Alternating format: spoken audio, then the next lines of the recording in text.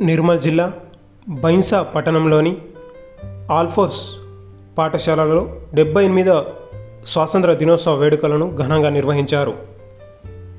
విద్యార్థులు పట్టణంలోని ప్రధాన వీధుల గుండా ర్యాలీ నిర్వహించి ప్రత్యేక ఆకర్షణగా నిలిచారు. అదేవిధంగా చిన్నారులు చేసిన నృత్యాలు పలువురిని ఆకట్టుకున్నాయి.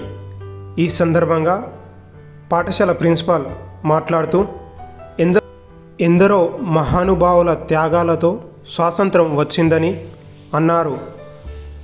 విద్యార్థులు ప్రతి ఒక్కరూ జాతీయ జెండాను గౌరవించాలని ఆయన తెలిపారు.